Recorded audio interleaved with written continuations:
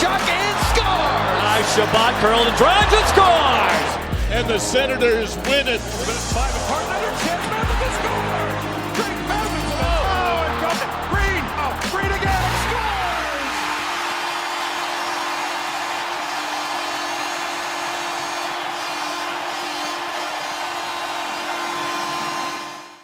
Welcome to SENS Talk. My name is Brandon, and I'm your host. Now, before we get started, please follow us on Twitter at @SensTalk_, and on Instagram at SensTalk. Now, tonight, the Ottawa Senators took on the Winnipeg Jets. But before we get into tonight's recap, a few things. Firstly, happy Easter to all those who celebrate. I hope you had a great day. As well, you go to SeatGeek.com and use the promo code SensTalk to save $20 off your first purchase. It's a great deal. Take advantage of it now. As well, we are honored to be sponsored by the premier culture magazine in Ottawa, Faces Magazine.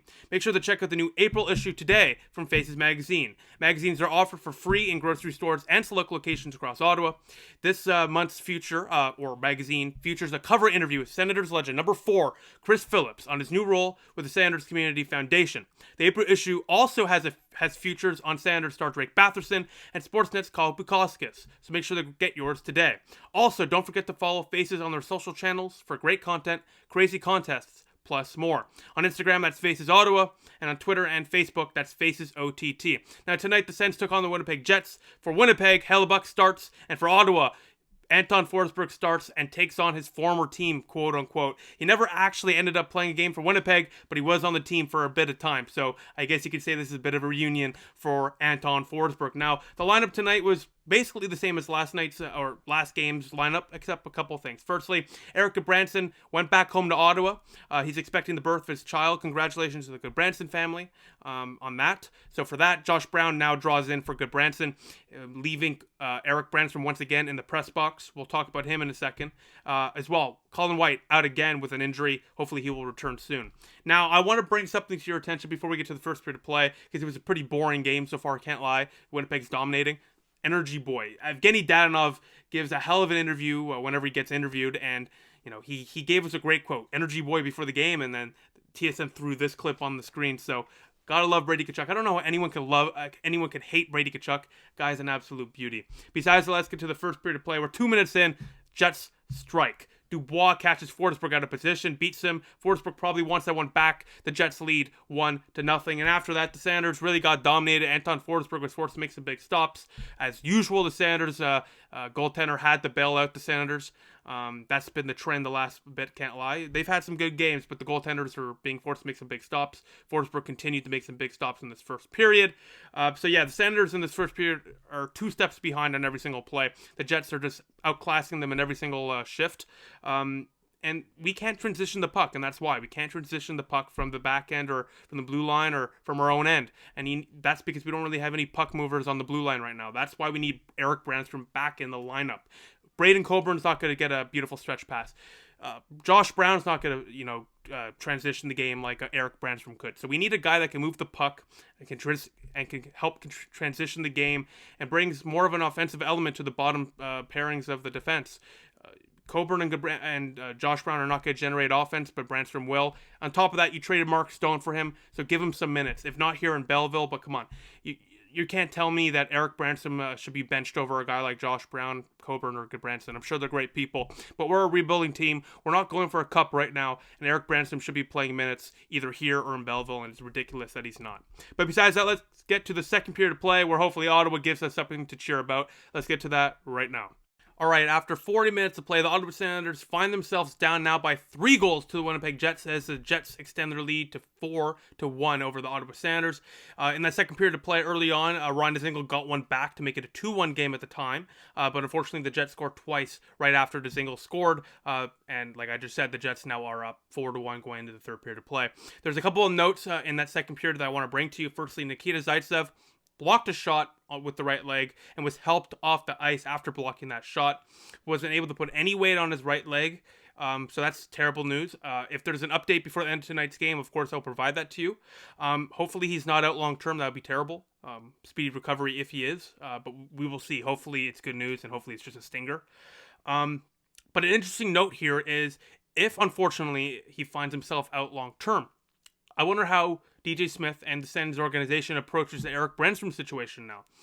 you have no excuse if you're the Sens to not play Erik Brannstrom if Nikita Zaitsev's out long term. So I am very intrigued to see if Zaitsev unfortunately finds himself out long term. This is all if, but if he does find himself out long term, and especially because he wasn't able to put any weight on his right leg. So if he finds himself out long term, I wonder how the Sanders will tackle that Erik Brannstrom situation, because you have no excuse now to not play Erik Brannstrom if Nikita Zaitsev is out long term. As well, the Jets put on 36 shots throughout the first 40 minutes of play. The Sanders, after 40 minutes, have 14 shots. The Sanders have given up 36 shots. So the Sanders are not doing Anton Forsberg any favors. It's frankly just a joke what we're watching right now. They did not come to play, and I don't know what to say.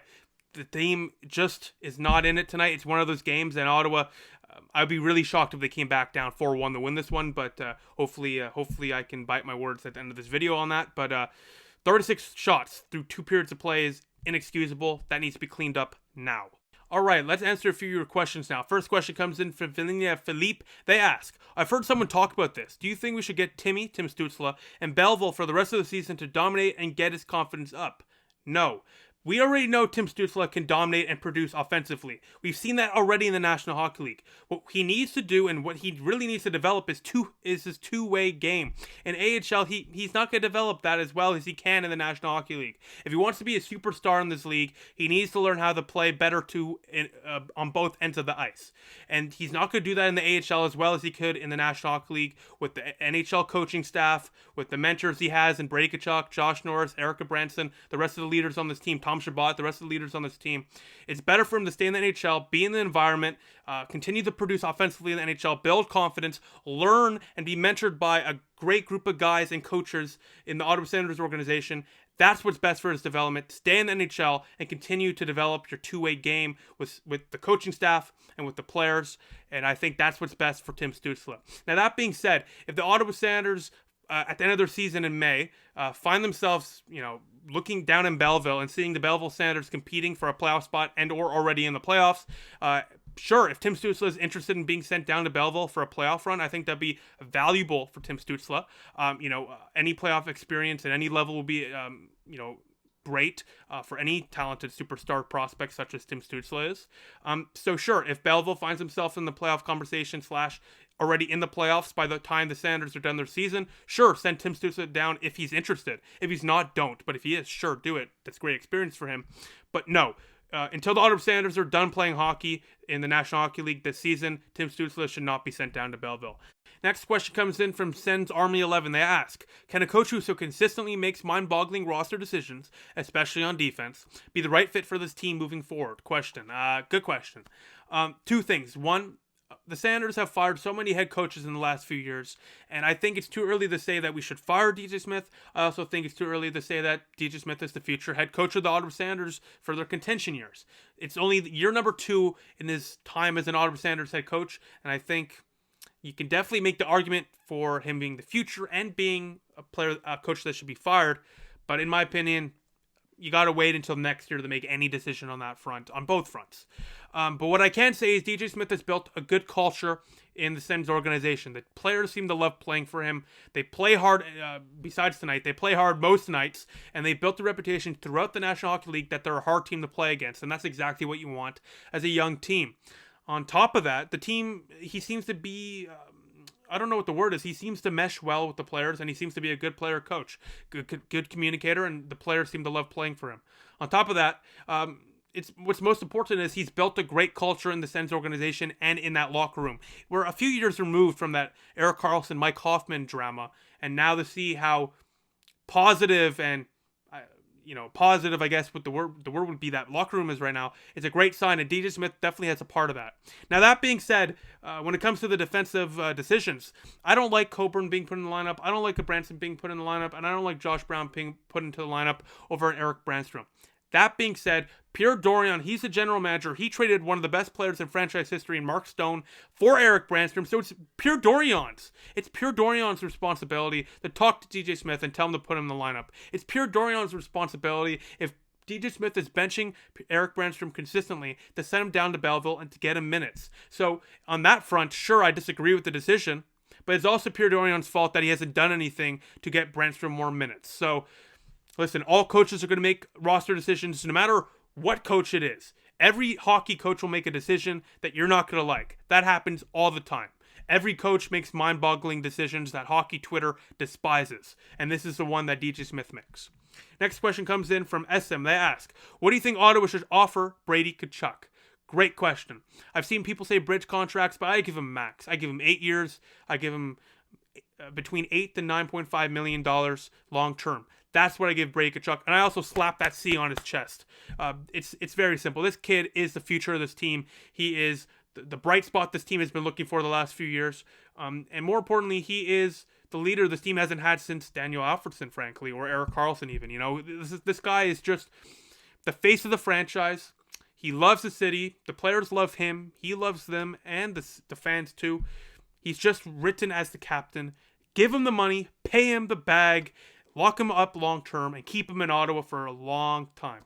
That's all Sens fans want. Keep Brady Tkachuk in Ottawa for a very long time. Now, besides that, let's get to the third period of play where Ottawa probably gets blown out. They're already getting outshot 36-14, but let's see in the third period if they can sort of cut that back a bit. Let's get to that right now. All right, welcome back. That was a wild third period of play where Ottawa went into the period down by 3, left the game down by 1 as the Senators fall to the Winnipeg Jets 4-3 in a valiant effort there in the third period. 11 minutes into the third period, a nice pass finds Josh Norris, who snipes it past Hellebuck on the power play. That gives Ottawa life. Suddenly, the Sens are only down by 2. It's 4-2. 6 minutes later, Artem Anisimov with a beautiful, nifty pass to Connor Brown. The Senators cut the lead now. It's 1-goal game on a nice pass from Anisimov to Connor Brown. Unfortunately, the Senators could not get anything other than that as they lose to the Winnipeg Jets 4-3. But hey, A for effort throughout the 45-50 minutes of tonight's game. Senators were flat. No effort, no passion. The last 10 minutes were the Ottawa Senators that we're used to seeing. Hardworking, tough to play against, and doing their best to score. And they got 2 goals there. So good momentum going into Wednesday's night's game against Edmonton Oilers. But unfortunately, the Senators fall short. But once again, valiant effort in the final 10 minutes. It's unfortunate, though, that they did not have the effort for the first 50 minutes. Otherwise, they wouldn't have had to make a comeback attempt in the first place. But besides that, the Sens lose 4-3. The next Sens game is on Wednesday at 5 p.m. Eastern Time versus the Edmonton Oilers. So I'll see you all then. And of course, I'm leaving the video now because National Championship is on right now. I'd like to watch that, so I'm going to get to that right now. I encourage you to do that as well because this video is now over. Besides that, thank you for watching. Make sure to turn on the notification bell. So you get notified whenever we upload new videos. Of course, as well, like this video, share this video for cool stuff, and click the big red button down there and subscribe to us. Besides that, the Sanders fall to the Winnipeg Jets 4-3, and I'll see you in the next one. Go Sens go.